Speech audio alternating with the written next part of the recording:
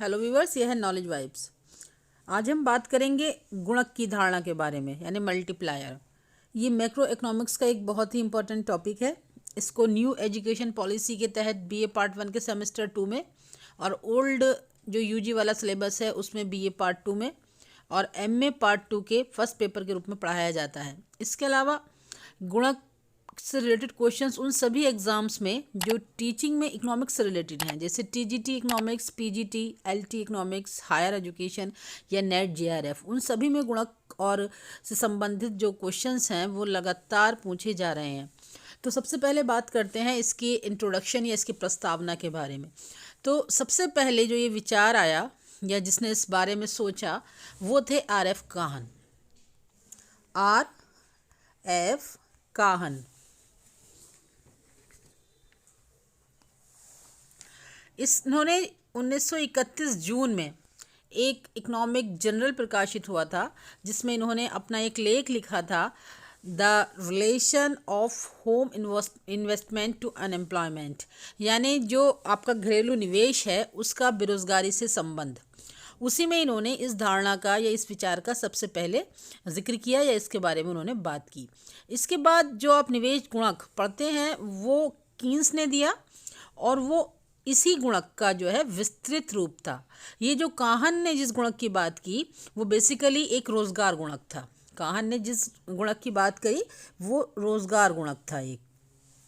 तो अगर क्वेश्चन आए कि गुणक की धारणा का सबसे पहले किसने जिक्र किया, तो वो आर.एफ. काहन है, और रोजगार गुणक के प्रतिपादक आर.एफ. काहन है। लेकिन जब आपका आता है निवेश गुणक, जब निवेश गुणक की बात आती है तो उसके बाद क्वेश्चन आए कि निवेश गुणक सबसे पहले किसने बताया, तो उसका आंसर जो होगा वो आपका होगा कीन्स या केन्स। ठीक है, तो ये था मल्टीप्लायर का इंट्रोडक्शन। अब बात आती है कि मल्टीप्लायर या गुणक असल में होता क्या है और कैसे काम करता है। निवेश गुणक हमें बताता है कि जब निवेश में वृद्धि की जाएगी तो आय में जो वृद्धि होगी वो निवेश में हुई वृद्धि के गुना होगी। देखिए, जब निवेश में वृद्धि की जाती है तो 3 चीज़ों में वृद्धि स्वतः ही हो जाएगी। सबसे पहले इनकम बढ़ेगी, यानी आय बढ़ेगी। उसके बाद आपका जो एम्प्लॉयमेंट है या रोज़गार का स्तर बढ़ेगा, और प्रोडक्शन बढ़ेगा। 3 चीज़ें निवेश में वृद्धि के द्वारा बढ़ जाएंगी। लेकिन आय में कितनी वृद्धि होगी ये हमें जो है गुणक बताता है, निवेश गुणक बताता है कि इन्वेस्टमेंट में वृद्धि करने के बाद आय में वृद्धि का प्रतिशत या स्तर क्या होगा। तो जब आप इसको किसी इक्वेशन के रूप में लिखेंगे तो आपकी इक्वेशन आएगी delta Y is equal to K into delta I. यहाँ पर वाई इनकम या आय को दिखाता है, दूसरा है आई फॉर इन्वेस्टमेंट, ये इन्वेस्टमेंट को दिखाता है। के बराबर मल्टीप्लायर या गुणक आप कह सकते हैं। और एक और चीज़ है इसमें डेल्टा, तो डेल्टा जो होता है ये चेंज को दिखाता है, कमी या वृद्धि जो भी आए वो चेंज। जो गुणक है वो आगे और पीछे, यानी आगे की ओर भी काम करता है और पीछे की ओर भी काम करता है। निवेश में अगर की जाएगी कमी तो आय घट जाएगी, और निवेश में की जाएगी वृद्धि तो आय बढ़ जाएगी। इसलिए डेल्टा के चिन्ह का यहाँ पर इस्तेमाल किया गया है। अब गुणक को आप ज्ञात कैसे कर सकते हैं, गुणक का मूल्य निकाला कैसे जाता है। इसके लिए आप सबसे इजी जो आपके पास तरीका होता है वो होता है सीमांत उपभोग प्रवृत्ति और सीमांत बचत प्रवृत्ति, यानी एमपीसी और एमपीएस।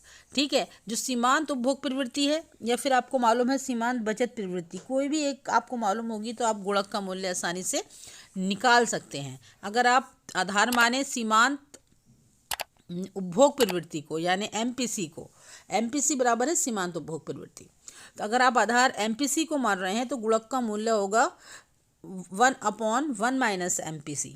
ठीक है, अगर एमपीसी 0 है, बिल्कुल उपभोग प्रवृत्ति बिल्कुल 0 है, तो आपका जो फिर आपको अगर गुणक कैलकुलेट करेंगे तो आप करेंगे 1/1 माइनस 0, यानी 1/1 एक गुणक का मूल्य आ जाएगा।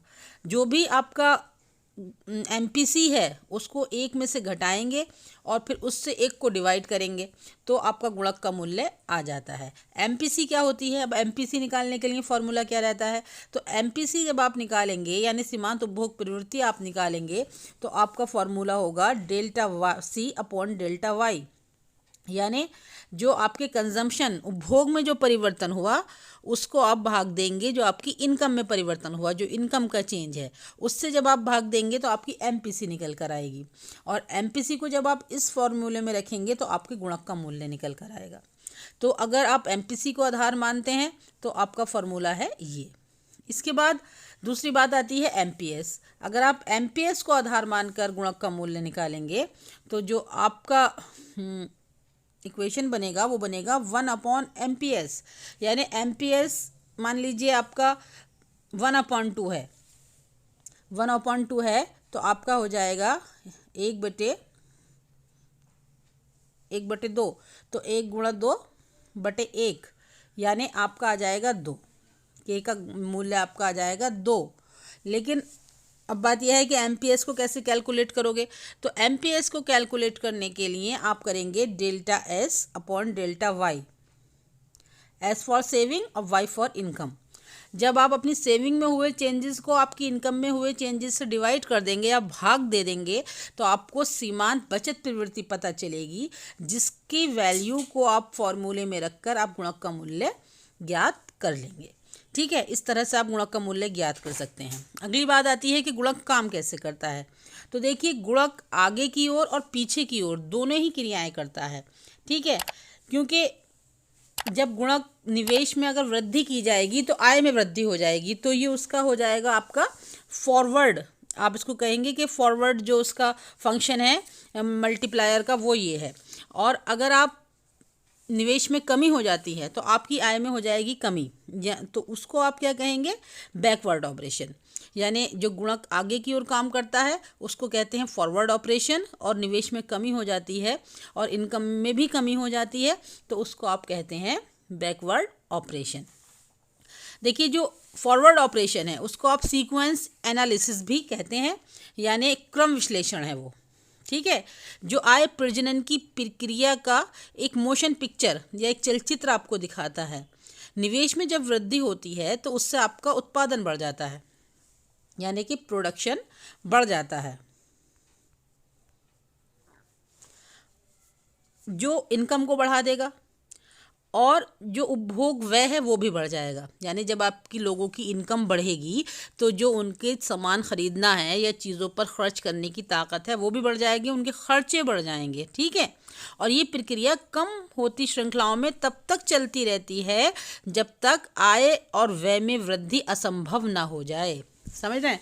जैसे कि मान लीजिए आपने निवेश करा 100 करोड़ रुपए का, 100 करोड़ रुपए से आपने कोई कारखाना खोल दिया है 100 करोड़ रुपए लगाकर।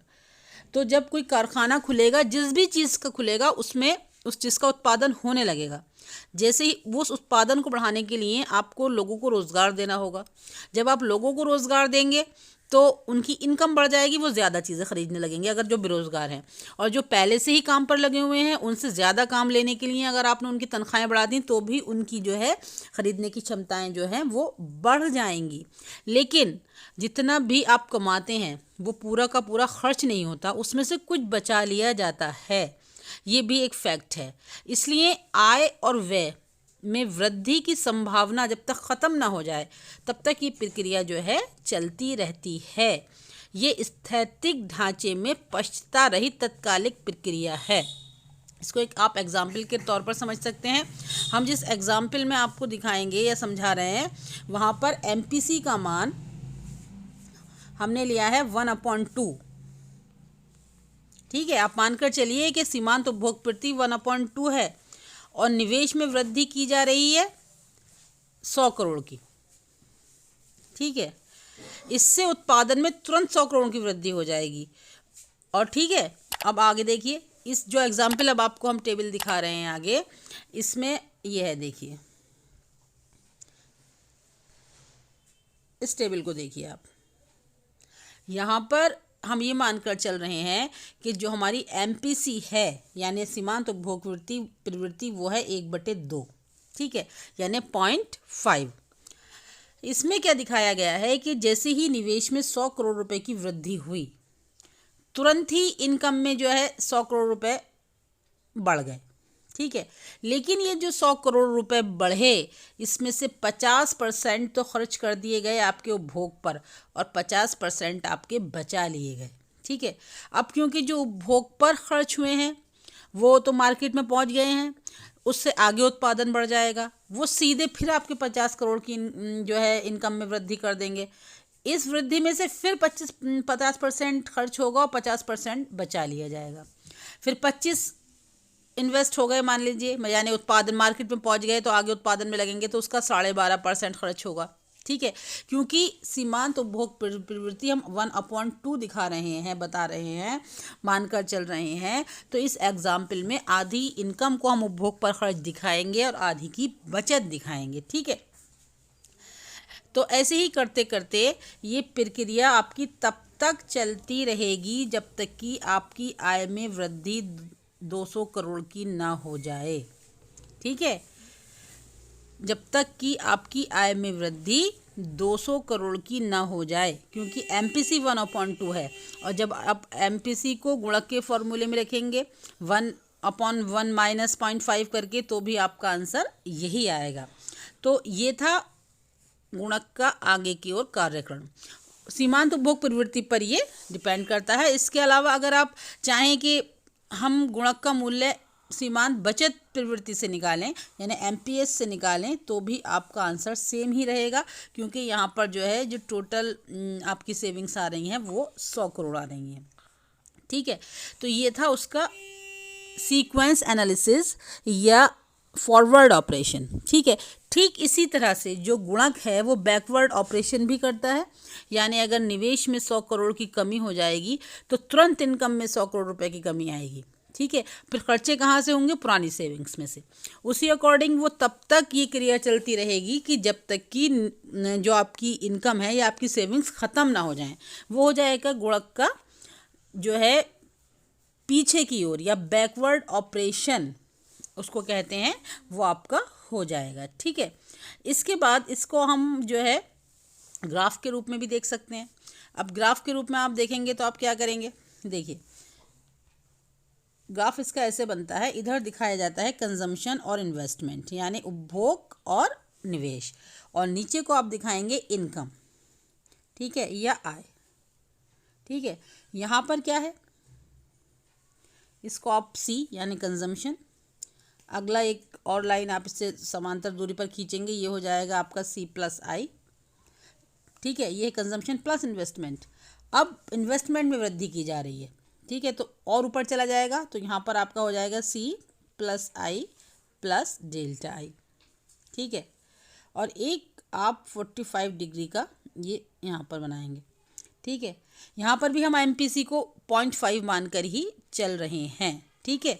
तो ये देखिए, जब आपका कंजम्पशन प्लस इन्वेस्टमेंट इतना था तो आपकी इनकम इतनी थी। ठीक है, OY।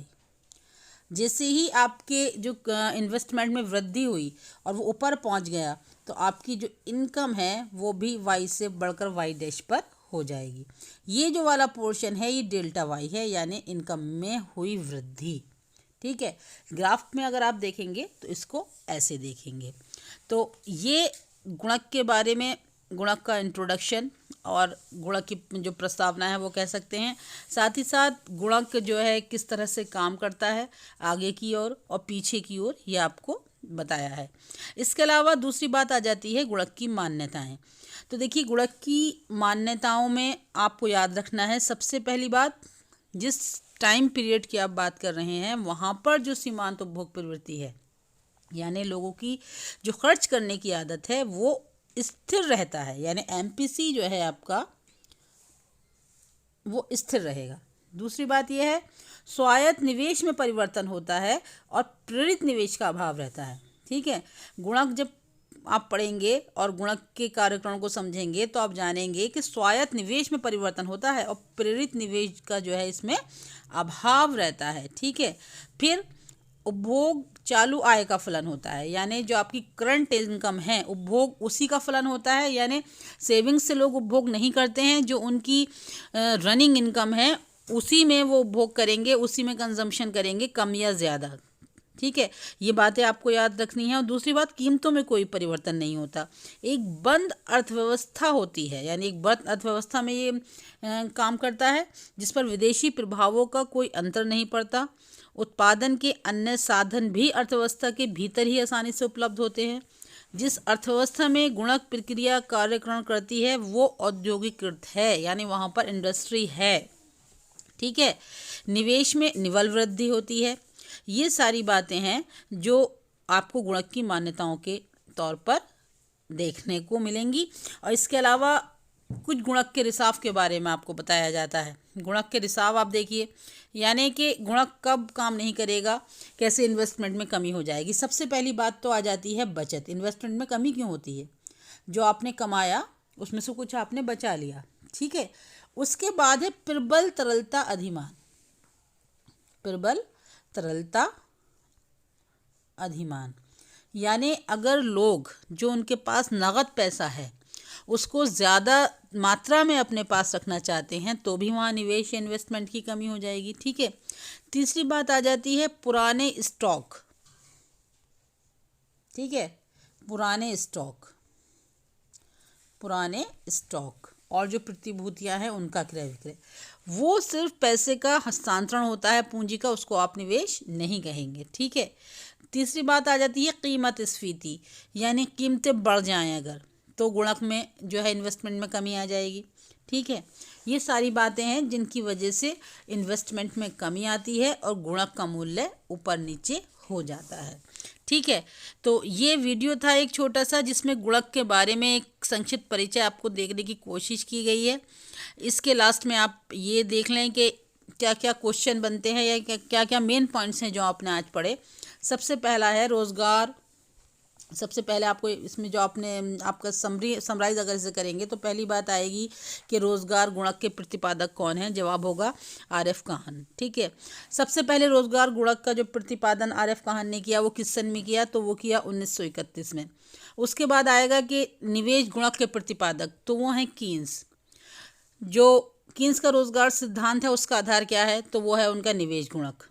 ठीक है, गुणक आगे और पीछे की ओर कार्य करता है। ये भी क्वेश्चन अभी लास्ट एग्जाम में पूछा गया है कि गुणक का कार्यकरण होता है आगे की ओर, पीछे की ओर, दोनों की ओर या इसमें से कोई नहीं। तो याद रखना है कि गुणक आगे और पीछे की ओर कार्य करता है। तीसरी बात, गुणक का निर्धारक तत्व जो है वो आपका एमपीसी है, यानी सीमांत उपभोग प्रवृत्ति है।